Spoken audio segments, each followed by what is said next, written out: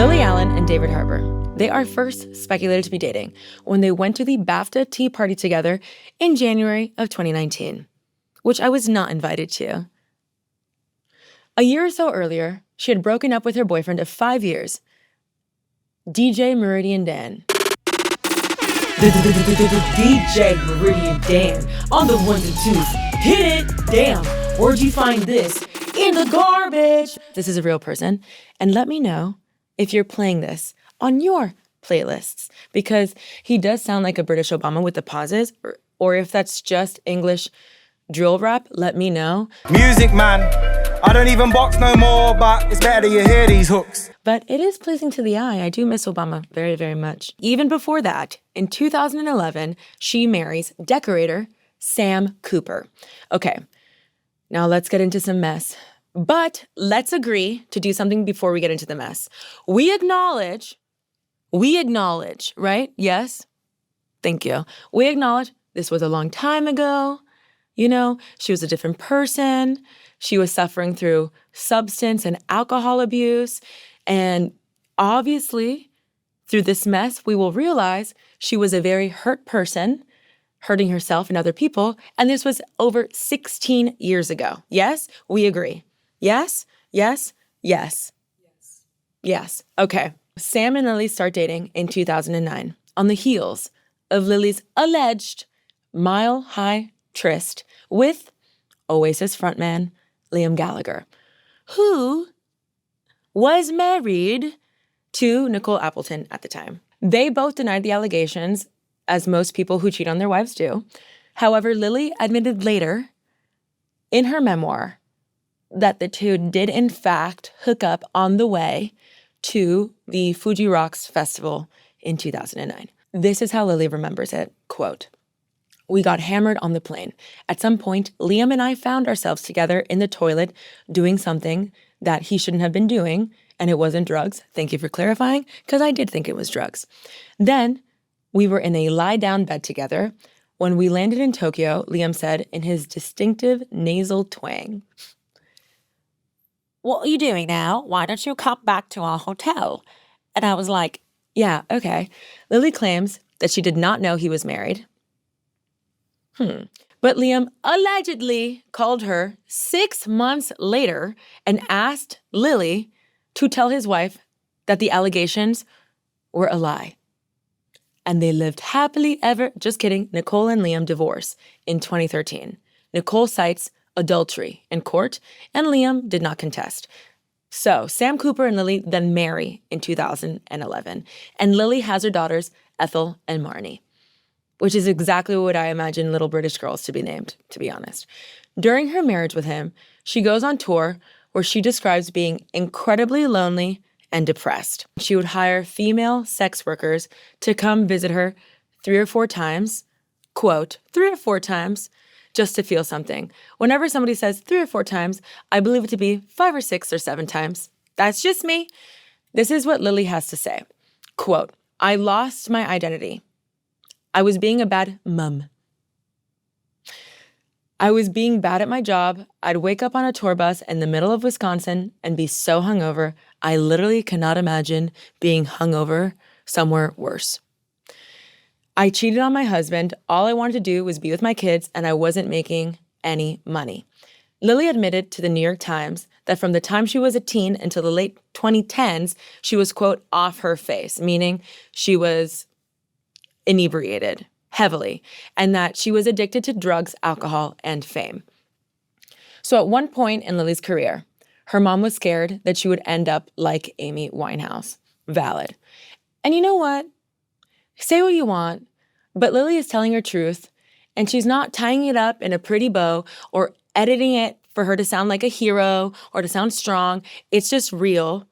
And when you are real, that is that shit that I do like. Everyone wants a real bitch until a bitch is too real. Put that on a t-shirt. Actually, don't. I want to. If you're self-destructive, or you've been in a self-destructive place before, you know that hearing people talk so raw and openly about their time being self-destructive makes you feel less alone. I feel that these conversations are so brave and open you up to so much criticism, and it also simultaneously saves lives. Back to Lily. Lily's father was an actor, okay? Her mother was a film producer, but her dad left them when she was 3 years old, and Lily, her mom, and her sister Sarah lived in public housing for many years, which led to an unsettled childhood, included going to 13 schools growing up. 13.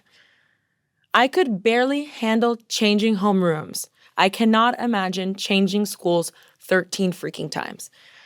She struggled with her self-esteem from a young age, saying, quote, "I've always felt like a really bad person ever since I was a kid. Yeah, I don't know what it is. I've just had this feeling deep within myself that I'm not a very good human being. And my mom used to try and drill it into me. You've got to stop beating yourself up. You're a good person."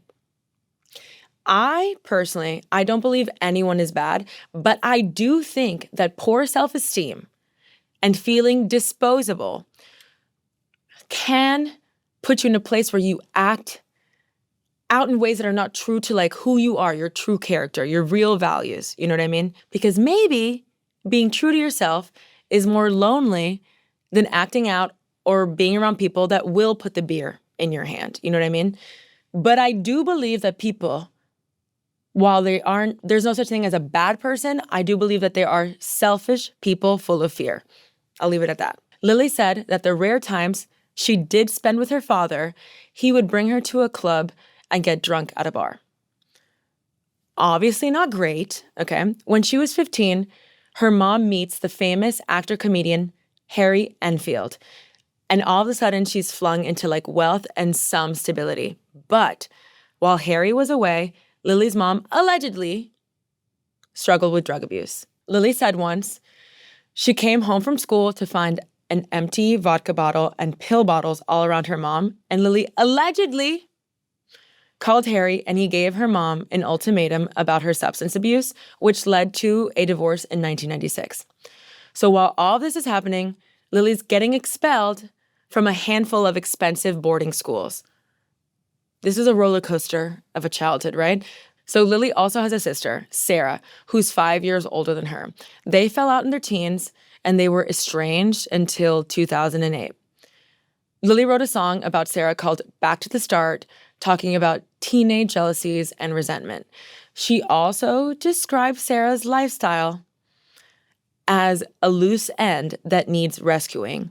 That is so harsh. The only time I've ever heard someone be like, this is the loose end, is when I'm watching a movie where someone witnesses a murder.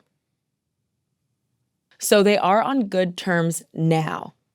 But this opens up a larger conversation about Lily's impulse to turn her most vulnerable moments into extremely public songs. And I know what you're thinking. Wait, aren't all songs open and vulnerable? No, to that I say, Toxic by Britney Spears is one of the most famous songs in the world, but we don't know who it's about. You know what I mean? Lily is painfully vulnerable. I think she likes to beat people to the punch. It's like when you accidentally hit your sibling, right? And you run to tell your mom before they can tell your mom what you did, before they can snitch on you, right? Because in that scenario, you're still bad. You might get punished, but you're still trustworthy in some way. There are still points to be won, even though you cause somebody else pain. Does that make sense? I know it does. Thank you. So obviously, Lily has been through a lot by the time she meets David, and they are first seen together publicly. We later learn, as a society, that they actually first met on an app called Raya, where it's very unfamiliar to me, and if you've ever seen me on that app, no, you didn't. AI is getting crazy. I would never be seen on the same app as David Harbour. So David remembers one of their first dates, and I'm going to read you a quote that is guaranteed to haunt your nightmares and send a chill down your spine. She claims to have fallen in love at first sight with me. I mean, who wouldn't?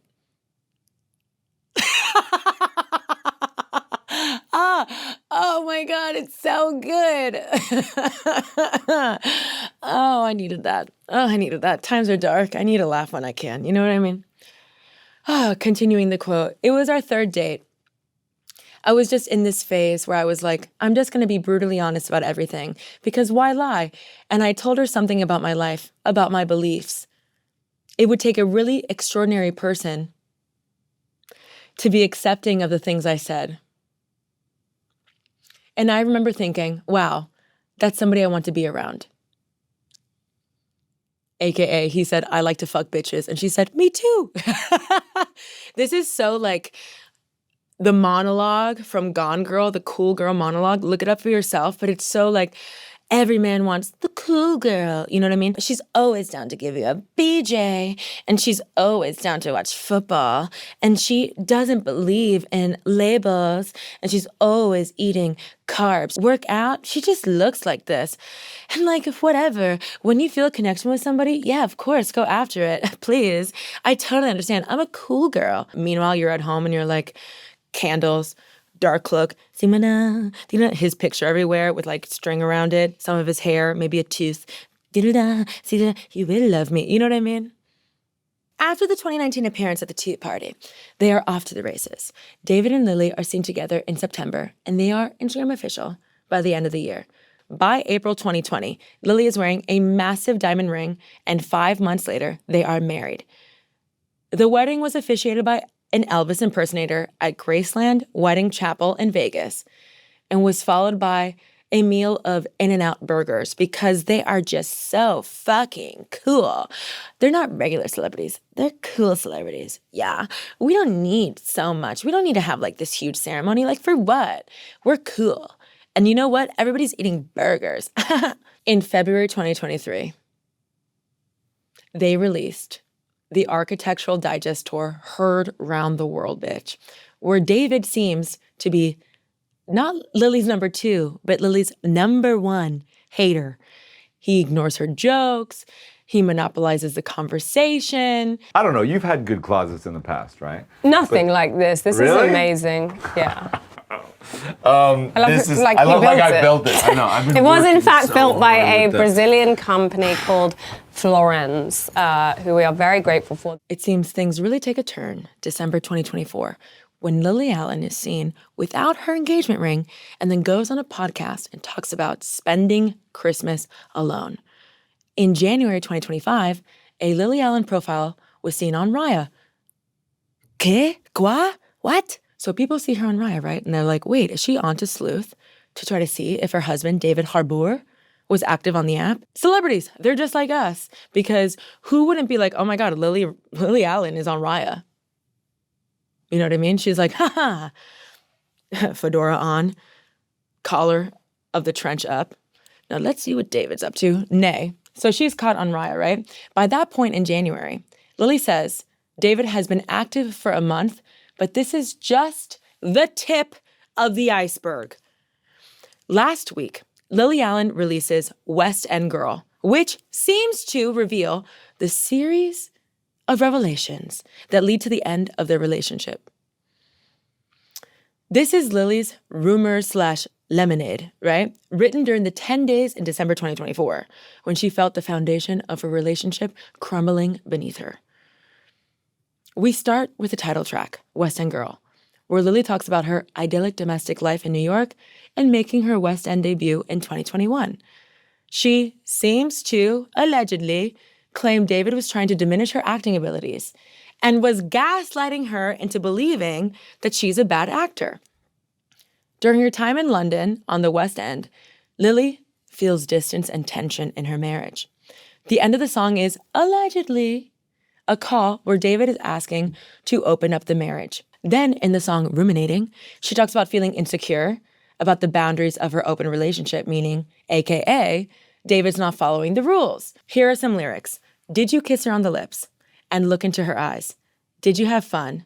Now that it's all done, will you tell me I'm still your number 1? Oh my God, it makes me want to throw up. Okay, compose myself. And finally, in the much analyzed Pussy Palace, Pussy Palace, Pussy Palace, Pussy Palace, Pussy Palace, Pussy Palace, Pussy Palace. Okay, she seemingly talks about visiting David Harbour's West Village apartment, only to find out he'd allegedly been living a double life. Listen to this psychotic shit. She finds a shoebox full of handwritten letters from broken-hearted women he's been with. What the fuck is wrong with you? Like serial killer souvenirs, but of like women's love for him. Like, ugh. She also finds sheets pulled off the bed, aka he had just been in them with somebody, long black hair. She has a bob. So who's this from? You know what I mean? Dwayne Reed bag of sex toys. It kills me because I can see the Dwayne Reed bag in my mind and it's see-through. Not even like a Bloomingdale's bag or a brown paper bag. No, see-through. Just dildo through a see-through bag. That's fine. Butt plugs. And lube inside. And a bunch of condoms. And I would be not in jail, but prison. In the song 4chan Stan, on a similar note, she finds a Bergdorf's receipt in David's bedside table. And I didn't know Jimmy Choo made butt plugs. The more you know. Rainbow. Most recently, Lily dressed as Madeline, the tiny Parisian girl with the red hair, you know? Madeline, 2 straight lines. You know what I'm talking about. So she did this as a nod to her song, Madeline. In this song, she confronts the woman she believes David crossed a line with in her open relationship. And she asks her questions like, is it sex? Is it just sex? Or is it emotion? Basically, are you all just fucking or are you guys holding hands? What would you rather? Seeing your partner fuck somebody or hold hands with somebody? If I see you holding hands with somebody... This checks out because in 2018, David Harbour does an interview with Women's Health. Why are you talking to Women's Health first of all? He says this, I'm better at the fantasy of relationships than I am at the daily real life, but I'm trying to steer myself into a realist. You know who says that? Teenage boys. I think there are just some men in the world that are always and destined to date lost girls. He is destined to always be a life lesson to someone and never an answered prayer. The kids in Stranger Things are more mature than the man who plays a father figure. Think about that for a second, please. While David Harbour is paying $20 a month for Raya Premium, Millie Bobby Brown and her husband are happily applying E40 on their dog's wheelchair together. All of what I just said is super mean, and I want it to sting, so let's sit with it. I'm proud of it. Pussy palace, pussy palace, pussy palace, pussy palace.